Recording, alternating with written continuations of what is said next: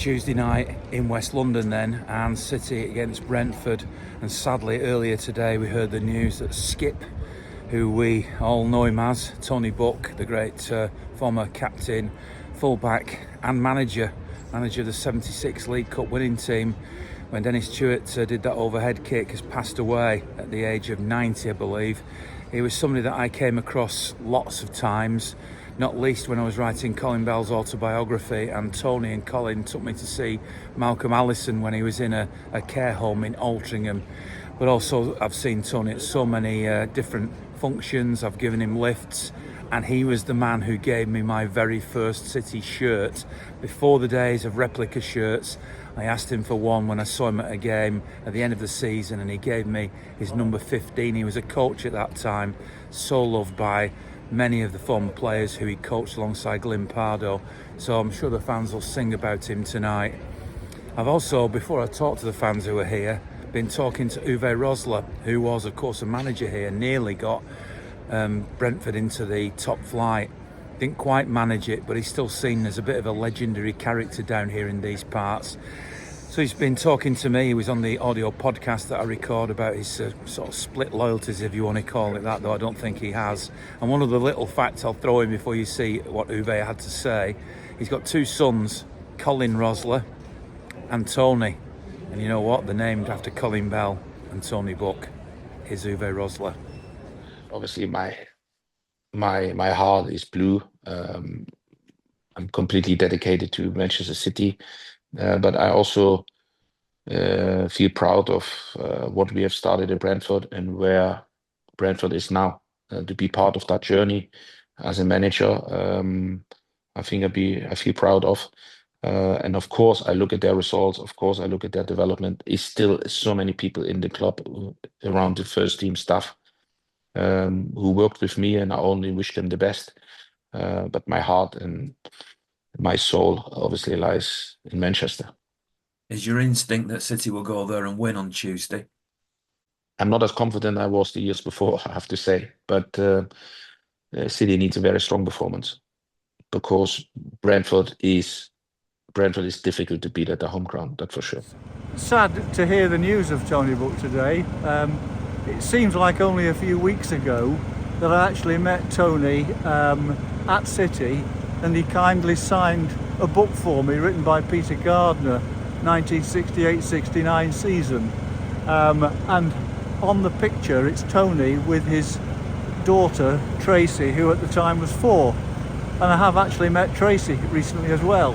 And I would like Tracy to add her signature to Tony's on that page, which I intend to do.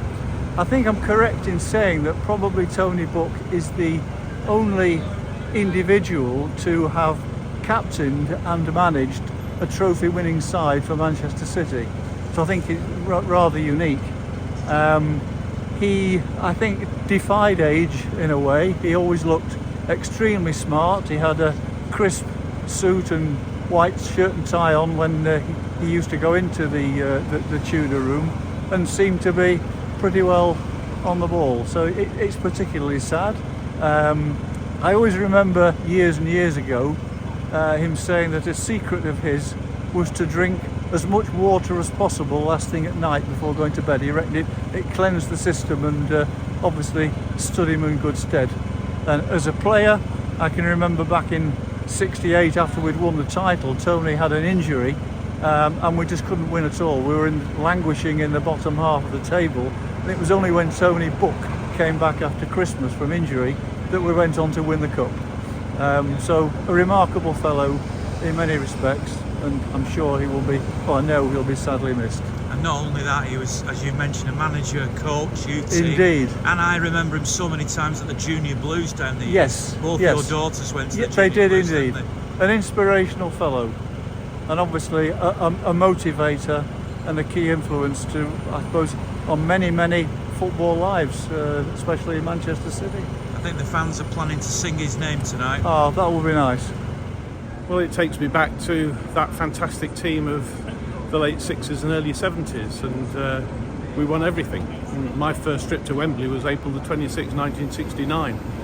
when that fantastic team had just won the league, and we went on to win, of course, the European Cup Winners' Cup the next year and the League Cup. It was just an amazing time to be a City fan, as it is now. But what's interesting about Tony Book is he's never going to be called one of the greatest City players ever, but the job he did for that club was just fantastic. He was a fantastic fullback. He was a great footballer. Came to the game very late, of course, as a bricklayer, and then joined City from Bath City. I think he was almost 30. He may have fiddled his age, I think, on the exactly. time. That's a nice story about that as well, Cheesy. Yeah, but I think not only that, I had the pleasure, like you, to meet him on a number of occasions as well. And what was so special about him, I think, not only the contribution he made in every trophy that we won under his leadership, was the fact he was a wonderful, wonderful man.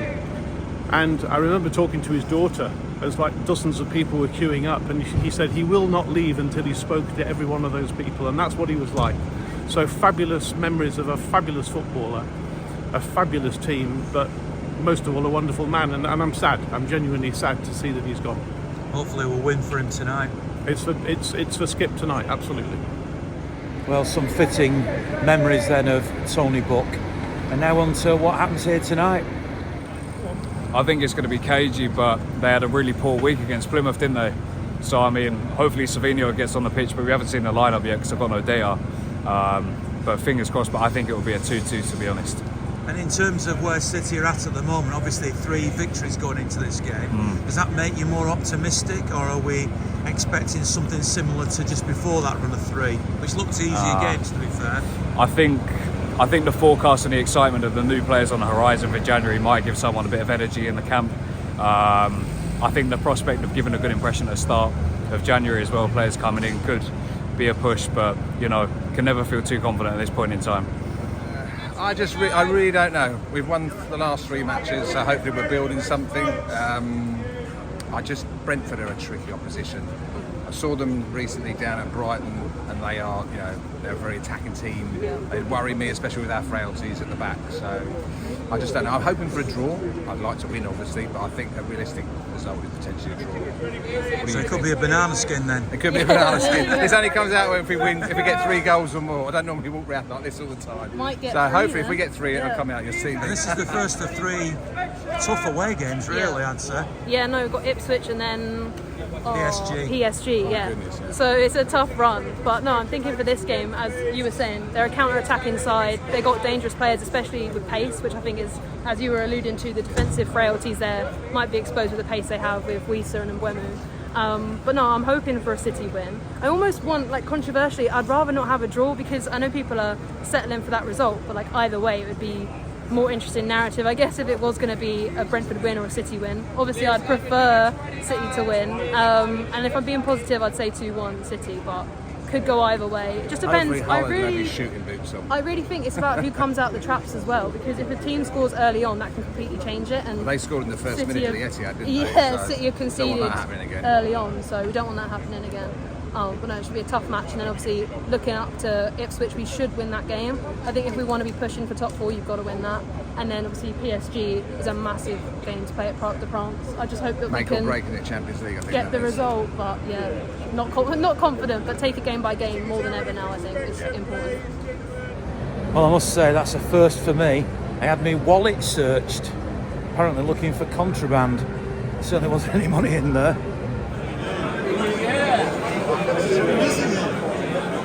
I think a 2-1 here. 2-1 to City. We're coming into a bit of form, Ian, but I don't know, I'm not 100% confident in this team selection, so I think we'll squeeze it out 2-1. Is it because of the last 3 wins that you're a bit more confident tonight? Yeah, playing better. Obviously, FA Cup was great. I don't know, Nunes gives me a little bit of fear at the back. But I think we'll do it, 2-1.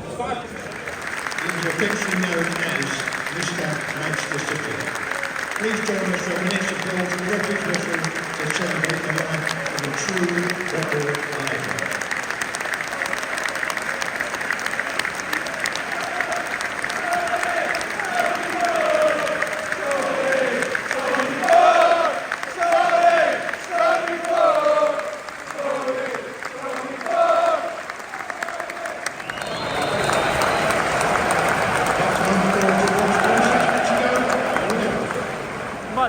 game, wasn't it? I mean, I feel like we don't know how to score a goal anymore, and every time I watch us, I'm looking at players who've lost where the other players are on the pitch, maybe because it's been so much rotation, so many injuries. Yeah, a difficult watch, hopefully better in the second half. Are we going to win it? 1-0. Not a confident 1-0, but 1-0.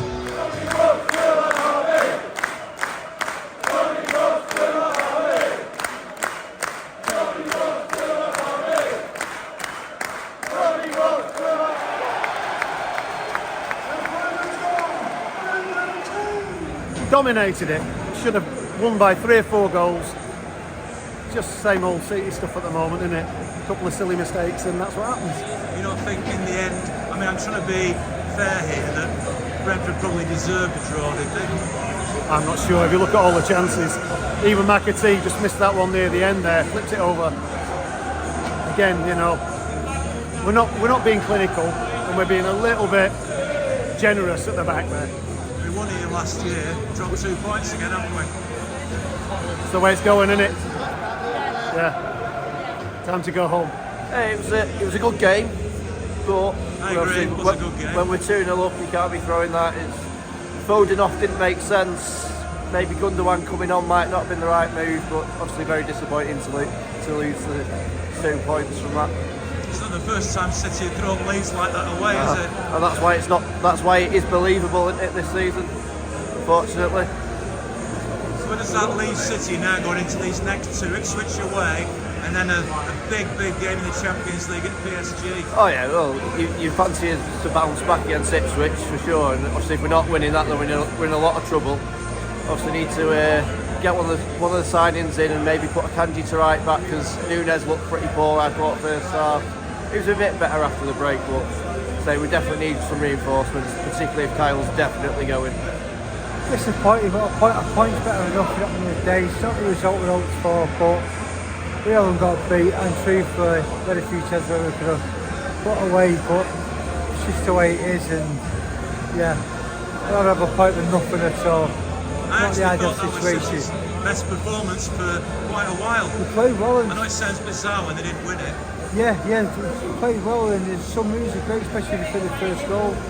And I think Savino's coming on a lot better as well, settling in, you know, into the best league in the world as well. So it's just one of them things, you know. It's a bit better than it has when I've previously spoke to you in the past, but yeah, I'm disappointed, but I'm happy we've got a point. It's better than nothing. It'll count towards the end of the season. I thought we actually played really well, but in defence you were a little fragile. I don't know if I can put it all on Nunes, because I thought he had a half decent game actually, but you win some, you lose some. I feel like maybe next week we should train on being tighter in defence. If we do that, I feel like we'll be fine for the rest of the season. It's only January right now still, we'll be fine. And I believe Liverpool are still losing, so it's going to be okay. Were you as impressed as I was with Savino? I thought he had a really good game. I thought he was brilliant. There's a reason this fans are screaming his name, right? I feel like he reminds me a little bit of Doku when he just joined. Gets us excited, right? But I think the issue is not with individuals, it's with the way that we're playing as a team. So if we work together, if we play together, we're going to be better. But yeah, there are good positives from this, like Savino. He was brilliant today. You talked to me before the game. Yeah. We talked about Tony Buck. What do you think he'd have made of that? I think he would have been disappointed to surrender a 2-0 lead. He's an extremely feisty defender who never gave up. I would think he would come off the field feeling pretty disappointed in the end, although there was plenty of good football played, particularly in the latter stages of the game when possibly we could have increased our lead. I think generally Tony would have been a little bit disappointed, but end to end it was chances missed at both ends. Could we really complain that the points were shared? So City drop a couple of points again on the road, despite such a good performance, I thought, and being 2-0 up and dominating the game. 2 goals from Phil Foden. Why can City not hold on to these leads? It happened against Feyenoord, it happened against Stretford, and they've done it again today. Ah well, on to the next one. Ipswich away. I'll be down there. Come and say hello if you've seen me. If Tony Buck was watching up there today, I wonder what he made of it as a former defender and manager. City dropping points, having dominated the game, particularly in the second half. Although I thought Brentford actually played very well in the first, and they had a couple of really dangerous players. But that's how football goes. On to the next one. Great to be a Blue, isn't it?